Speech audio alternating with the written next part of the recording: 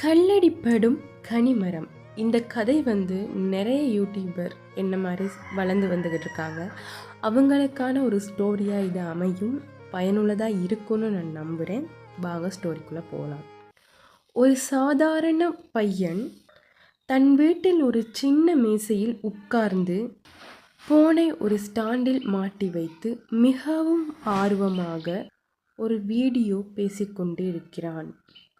மிகவும் கஷ்டப்பட்டு வேர்வையை துடைத்து கொண்டே உழைக்கிறார்.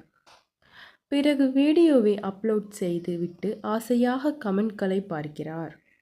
அங்கே ஒருவர், உன் மூஞ்சிக்கு இதெல்லாம் தேவையா, முதல்ல வீடியோ போடுறதை நிறுத்து என்று கமெண்ட் செய்கிறார். அதை பார்த்ததும் அந்த பையனின் முகம் அப்படியே சுருங்கி போகிறது. கண்களில் கண்ணீர் வருகிறது.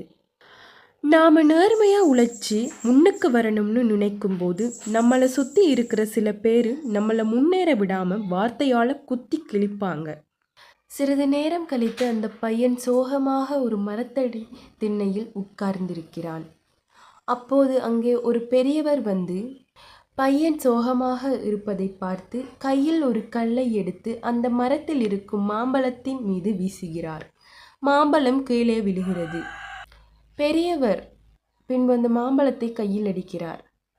அந்த தம்பியை பார்த்து, என்ன தம்பி பார்க்குற, இந்த மரத்தில் நல்ல இனிப்பான பழம் இருக்கிறதுனால தான் எல்லாரும் இந்த கல்லால் அடிக்கிறாங்க. அதுக்காக இந்த மரம் காய் காய்க்கிறதை நிறுத்திடுமா என்ன?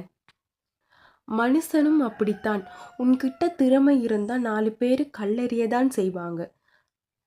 இதை கேட்டதும் அந்த பையனின் முகத்தில் ஒரு தெளிவு பிறக்கிறது. சோகத்தை மறந்து சிரிக்கிறான். பின்பு அந்த பையன் விறுவிறுவென்று சென்று வீட்டுக்கு ஓடி அந்த நெகட்டிவ் கமெண்ட்டை டிலீட் செய்யாமல் அப்படியே ஹார்ட் கொடுத்துவிட்டு அடுத்த வீடியோவை இன்னும் சூப்பராக பேச ஆரம்பிக்கிறான். உங்களை வேணாம்னு சொல்கிற 4 பேருக்காக உங்கள் திறமையை நீங்கள் ஏன் முடக்கணும்?